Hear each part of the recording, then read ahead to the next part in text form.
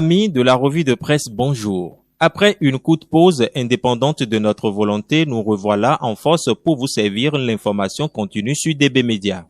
Ce lundi 23 février 2026, l'actualité nationale s'ouvre sur une note de sécurité. L'événement du jour annonce la fin de la tolérance pour les camions en infraction. Les surcharges et véhicules hors gabarit sont désormais réprimés, le gouvernement du président Patrice Talon ayant décidé de mettre un terme à ce phénomène. Dans le même journal, on apprend que le conseil syndical du SINAPA tient sa première session ordinaire de l'année à l'Assemblée nationale. À 49 jours du scrutin du 12 avril 2026, la priorité s'interroge. Sécurité, qu'attendre des candidats? Le quotidien souligne le silence des prétendants à la magistrature suprême sur leur projet de société, alors que la sécurité nationale et humaine reste au cœur des préoccupations citoyennes. Dans la Nouvelle Tribune, l'accent est mis sur la mobilisation des électeurs présentée comme l'autre grande bataille des candidats. Fraternité de son côté relaie les observations de la mission NDI qui salue les avancées du processus électoral tout en formulant des recommandations.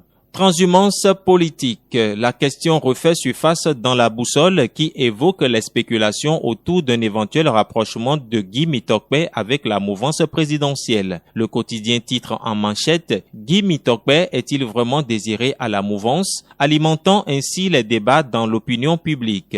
Sur le plan agricole, plusieurs journaux dont Libération et l'Événement Précis annoncent que le Bénin reprend la première place de la production cotonnière en Afrique de l'Ouest.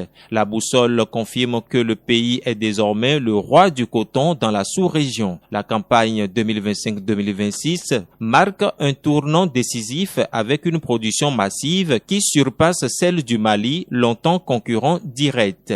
Enfin, Bénin Intelligent braque ses projecteurs sur l'actualité régionale. Après les frappes du 25 décembre 2025 dans le nord-ouest du Nigeria, les États-Unis ont dépêché une centaine de militaires sur place. Le journal parle du retour du gros bâton en Afrique de l'Ouest.